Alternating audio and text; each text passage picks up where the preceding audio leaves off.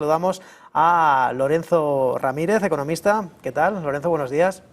¿Qué tal? Muy buenos días, ¿cómo estás? Bueno, llegamos al día D, a las 12:30 de la noche. El gobierno de Israel, no sin dificultades, con el sector más ultra, Smotrich, Ben Gvir, pues diciendo que no se iban a sumar al acuerdo. Ben Gvir que dice que lo va a dejar, formar parte del gobierno.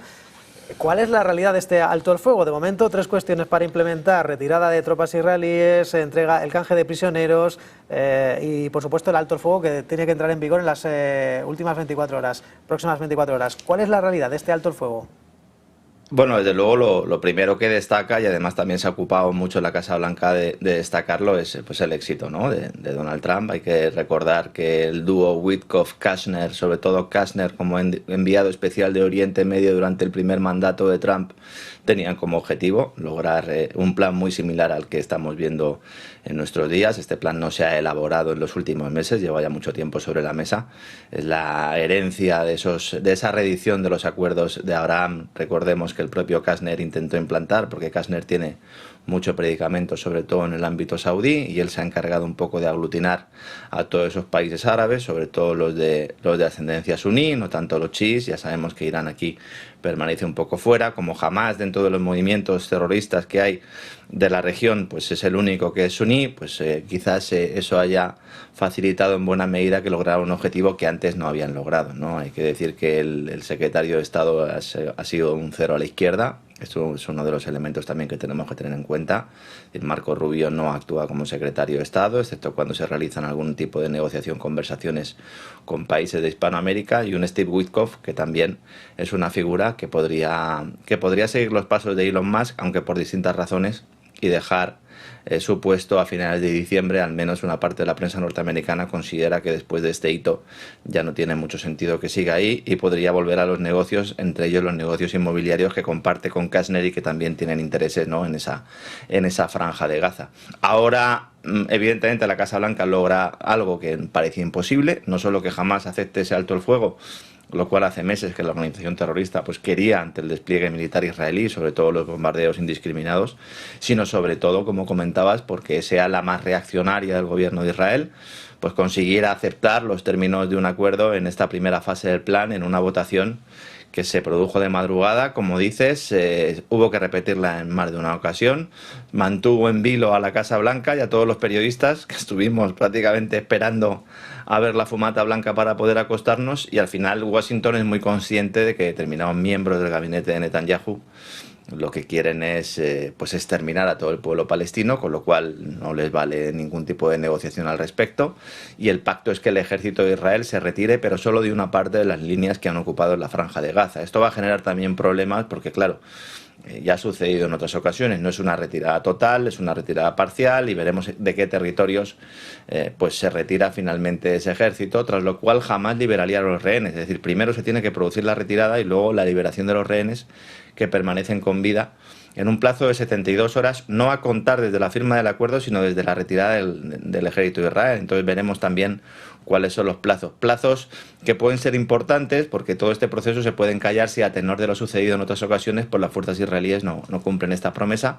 Un factor también que es precisamente lo que podría dar el traste con esta operación impulsada por Trump, que quiere también viajar a Oriente Medio. Él quiere hacerse la foto cuando se rubrique públicamente el acuerdo, y así, entre otras cosas, pues optar también a recibir el Nobel de la Paz, que es otro elemento que también es estrella en este análisis, obviando el papel de Estados Unidos en el golpe de Estado de Siria, cometido por yihadistas al amparo de la OTAN, eludiendo los ataques a embarcaciones a Venezuela, que, con independencia de lo que pueda pensar cada uno, violan absolutamente el derecho internacional, el tema de los bombardeos de Yemen, el conato de guerra en Irán, país, y esto también es muy relevante, que si se confirma el alto el fuego en Gaza va a ser el próximo objetivo de Netanyahu. De hecho, ya lo ha adelantado en las últimas horas, porque Netanyahu necesita que su país esté en una guerra permanente, y esto es un elemento político interno que muchas veces en el análisis internacional no se tiene en cuenta.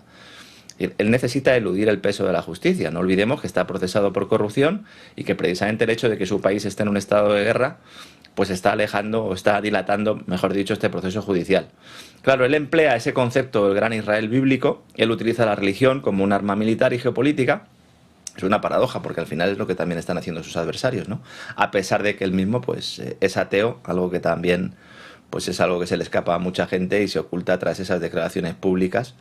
Lo que pasa es que hay una rama del gobierno, podemos calificar de ultra, de reaccionaria, que aquí sí estos, pues hay una serie de elementos que es que confían, y esto es importante también que lo entendamos, en que se produzca una especie de Armagedón. Esto, pues evidentemente es algo completamente impresentable, peligroso, y tenemos a gente ahí en el gabinete, has mencionado tú a dos personas antes, en una coalición que se mantiene con pinzas y que podría destruirse. Si se destruye esa coalición, Netanyahu dejaría de ser primer ministro. Factor muy importante a tener en cuenta, sobre todo, bueno, pues a tenor de lo que pueda venir después. En la votación del alto el fuego, que se retrasó varias veces, votaron varios en contra, el ministro de Seguridad Nacional, que has comentado, uno de los mayores halcones, pero también el ministro de Finanzas, la ministra de Asentamientos, esto es normal, porque al final son los territorios ocupados, el de Patrimonio y el ministro de Neguev, de la zona del Neguev, que también es normal. Y esto, bueno, pues podría ser el preludio de una ruptura, lo cual es otro factor relevante que hay que tener en cuenta, ¿no? Sobre todo cuando se determine el futuro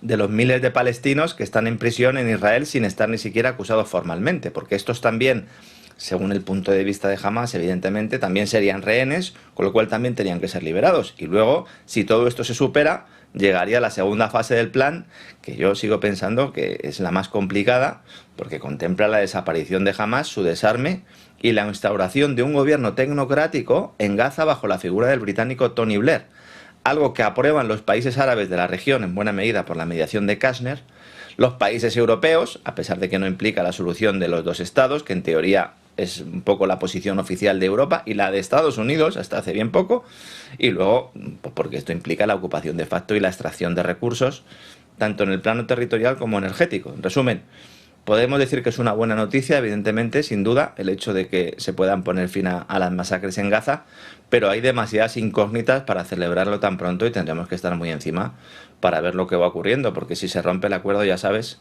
que unos se culparán a los otros, pero al final tendremos un escenario muy similar al que hemos vivido en los últimos años.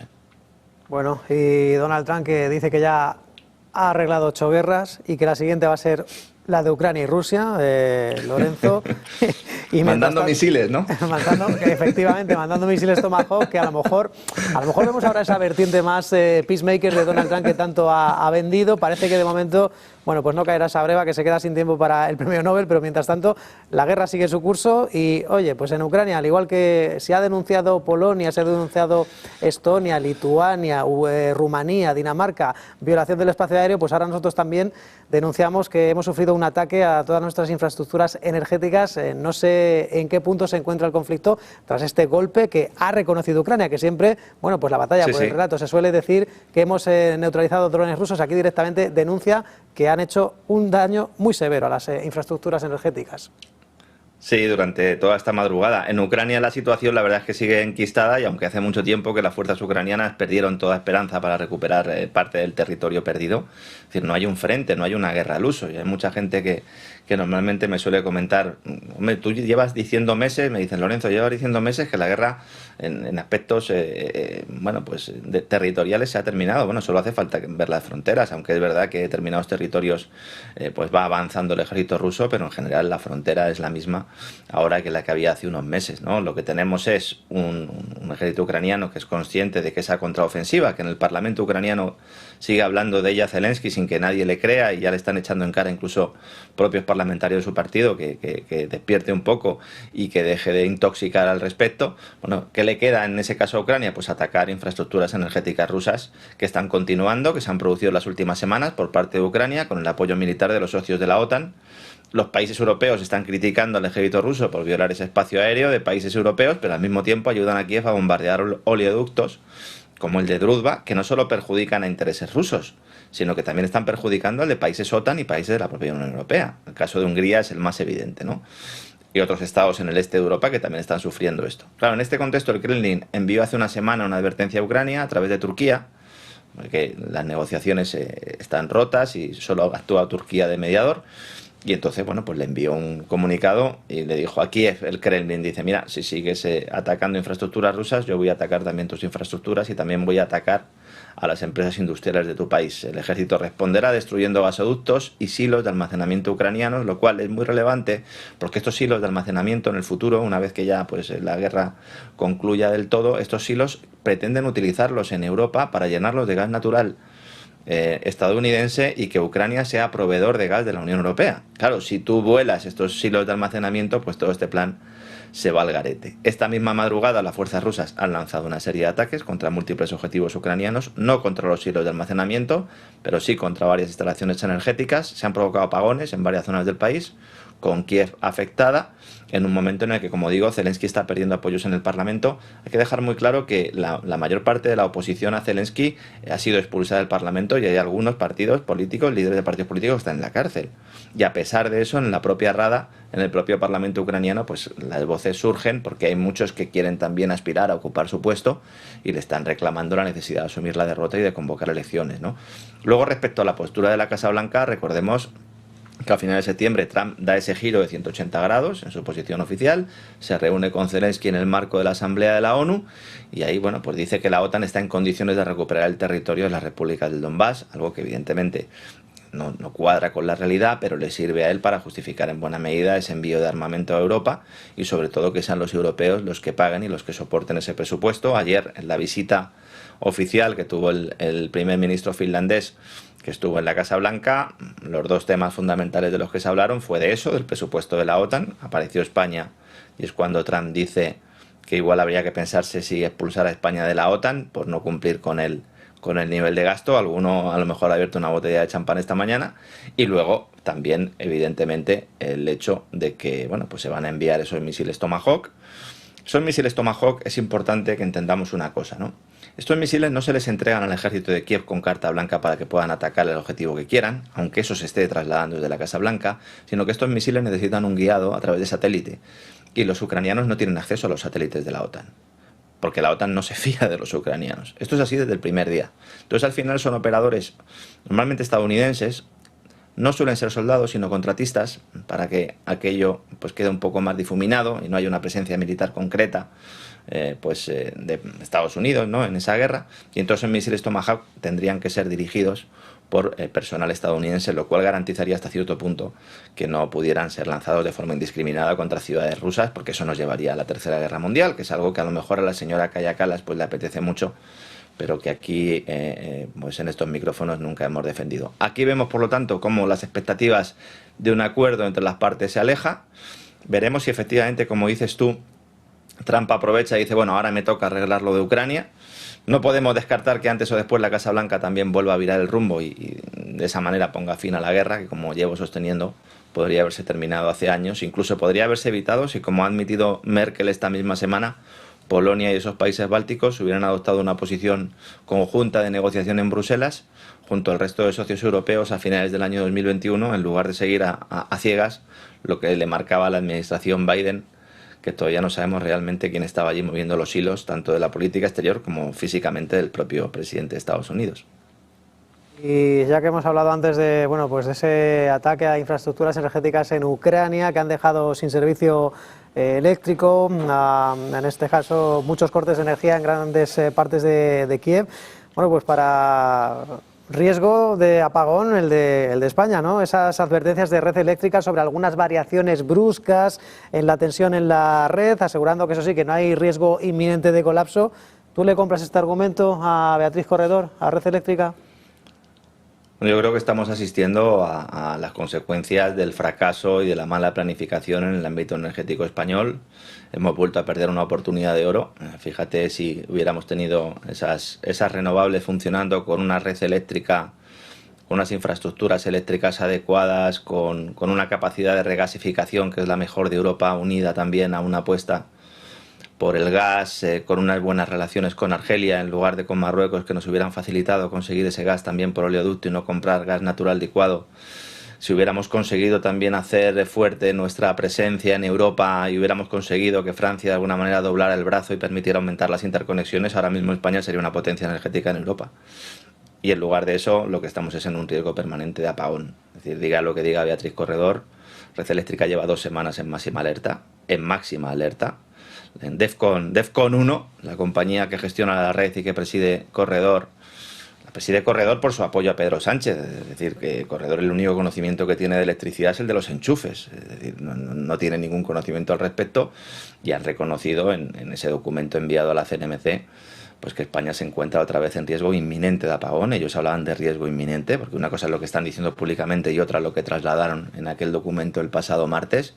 El operador está avisando que en las últimas semanas ha habido variaciones bruscas de tensión en el sistema eléctrico peninsular, variaciones que pueden tener un impacto en la seguridad del suministro si no se realizan cambios de calado. Tiene una serie de reformas urgentes en varios procedimientos de operación del sistema para reducir el peso de las renovables en el mix energético español. Esta es la madre del cordero aquí.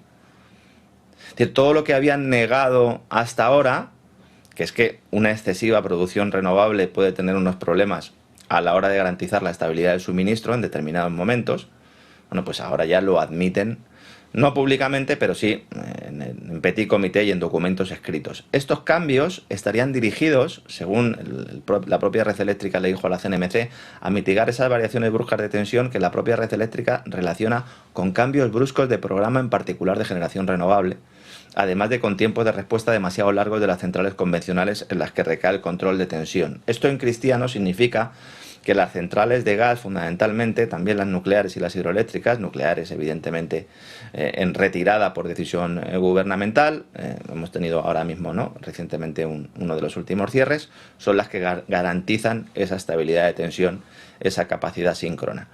Había un rumor, pues en el que algunos habíamos tenido acceso de que este documento existía, y yo lo que le critico fundamentalmente al gobierno son dos cosas, además de evidentemente esa falta de planificación que se le puede achacar también al Partido Popular, es que en un estado de emergencia y de alerta inminente no se avisa a la población.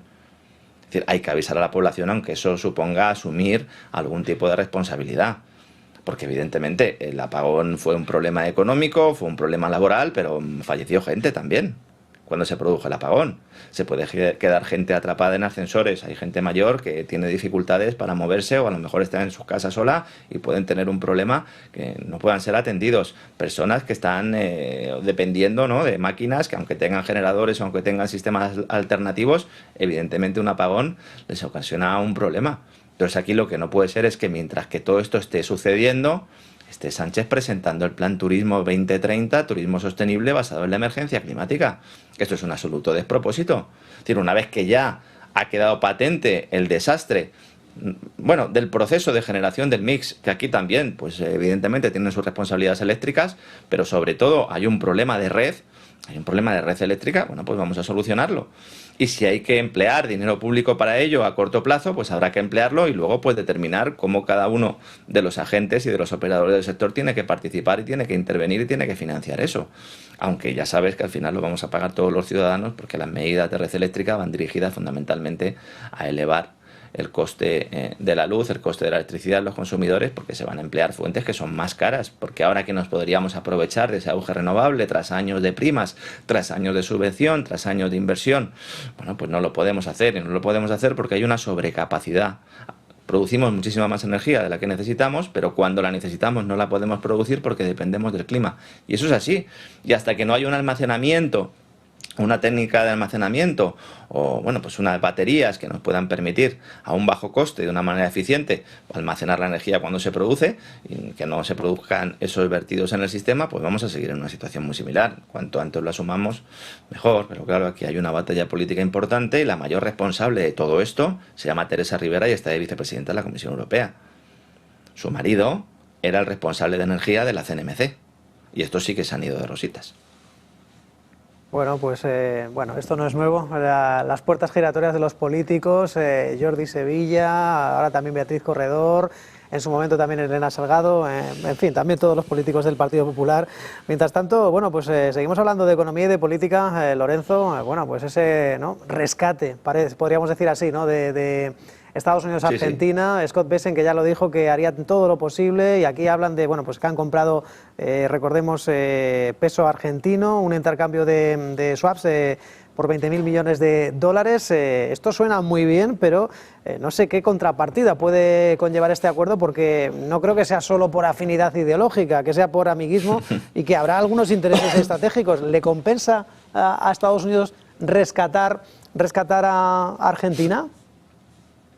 Bueno, yo creo que le compensa con creces, y si uno lee el mensaje que publicaba también pues en torno a las 8 o 9 de la noche, hora española, ayer, Scott Bessent, el secretario del Tesoro, y uno lee entre líneas, uno descubre rápidamente, ¿no?, cómo le compensa. La verdad es que concluyen pues una semana, prácticamente 4 días de intensas reuniones con el ministro de Economía argentino, Luis Caputo. Cuando Milei nombra a Luis Caputo, lo nombra fundamentalmente para negociar en Washington. Es decir, lo único que ha hecho bien en su carrera, en su vida política, Luis Caputo, ha sido negociar rescates. Lo hizo con el Fondo Monetario en varias ocasiones, y ahora con el Tesoro de Estados Unidos. Esto es lo diferencial. No estamos hablando de que se solicite un préstamo al Fondo Monetario Internacional para realizar determinadas inversiones, incluso, ¿no?, a cambio de realizar determinadas reformas, o para repagar los préstamos anteriores del Fondo Monetario. No, estamos hablando de que el Tesoro, directamente el gobierno de Estados Unidos, está comprando a Argentina. Está comprando o está comprometiéndose con Argentina a que va a tener un acceso privilegiado a los recursos argentinos, a cambio también de que Argentina corte sus relaciones con China. Que esto es algo que al principio se dijo que no se iba a prometer, o que no se iba a plantear, y efectivamente se ha planteado.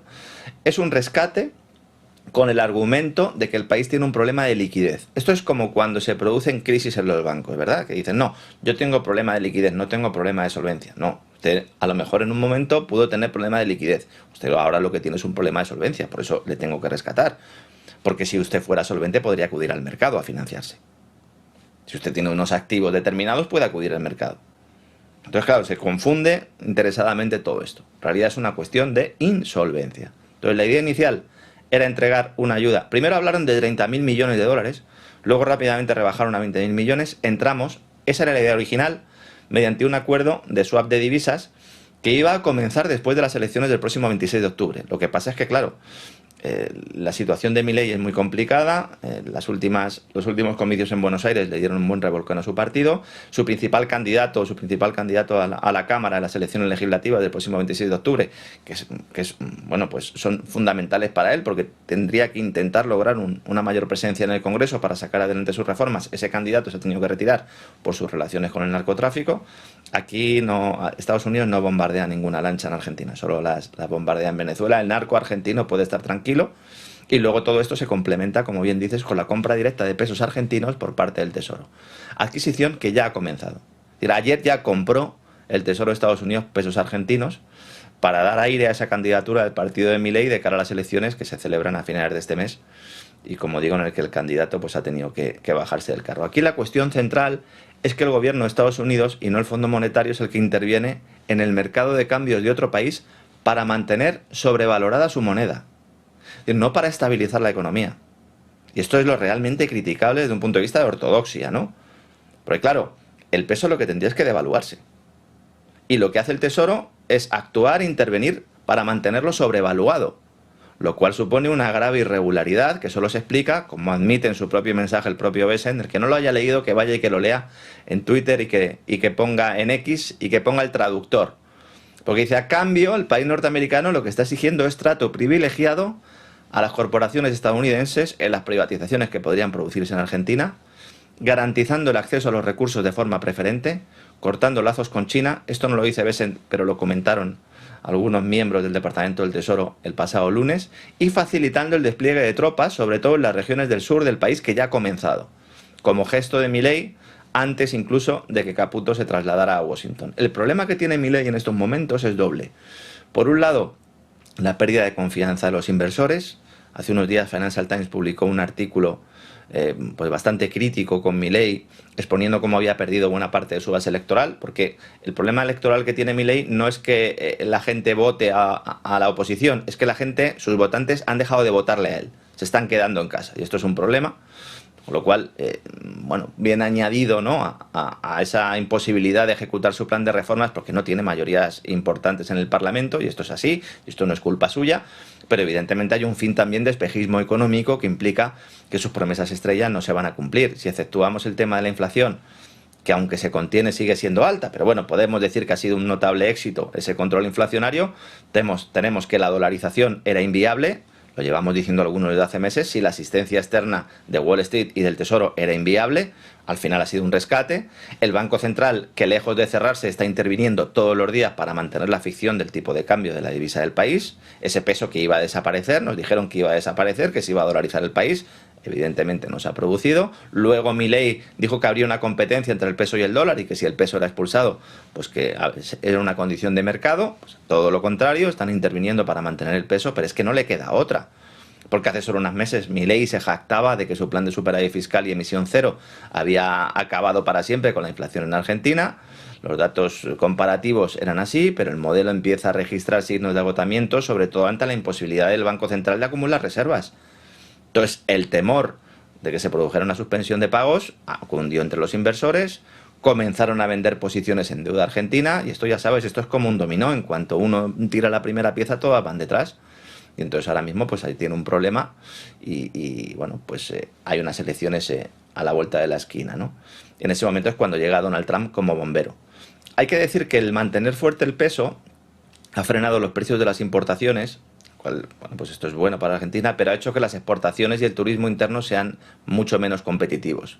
También ha agravado problemas de industrias protegidas, como la textil, como la manufacturera, que son fundamentales en Argentina y que se han visto afectadas también por esa reducción de aranceles y la flexibilización de las restricciones a la importación, aunque se han mantenido determinados impuestos, sobre todo en el ámbito agrícola. Entonces, para recuperar la confianza, lo que le están pidiendo a Milei la mayoría de economistas argentinos es que debe dejar flotar totalmente el peso, algo que no va a hacer después del rescate, en teoría para mejorar la competitividad, aceptando también el resurgimiento de la inflación, y luego también debe conseguir esas mayorías en el Congreso para aprobar reformas estructurales favorables a los intereses de sus inversores.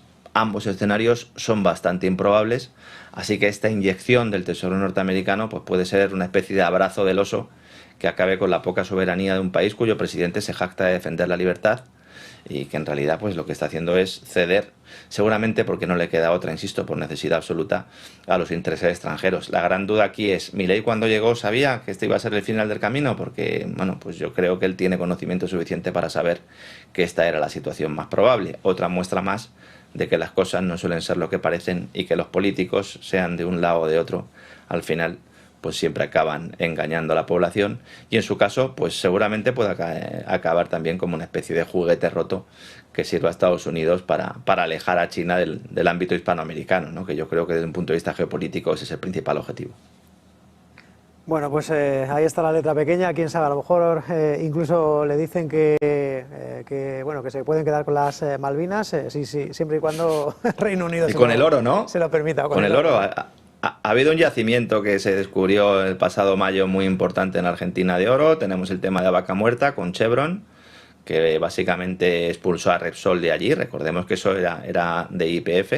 Repsol era de YPF y Cristina Fernández de Kirchner llega a un acuerdo con Estados Unidos para echar a Repsol del yacimiento de Vaca Muerta. Esto también es poco conocido.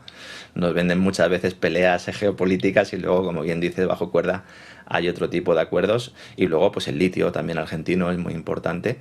Y ahí, bueno, pues la madre del cordero es el Banco Nación. El Banco Nación, que primero dijo Milei que iba a privatizar, luego que no, porque no puede hacerlo. El Banco Nación es dueño de múltiples tierras que quiere BlackRock, y veremos también si se produce esa privatización, porque BlackRock lleva mucho tiempo comprando deuda argentina fundamentalmente para luego utilizarlo a modo de presión y conseguir también sacar tajada, ¿no? en esas olas de privatizaciones. Algunos lo llaman liberalismo, yo creo que es otra cosa, la verdad.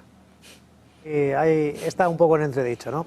Lorenzo Ramírez, periodista económico, lo de quitarnos, en fin, las empresas chinas de por medio, en fin, ya veremos en qué queda todo esto. Buen día y buen fin de semana, Lorenzo, un abrazo. Igualmente, un abrazo.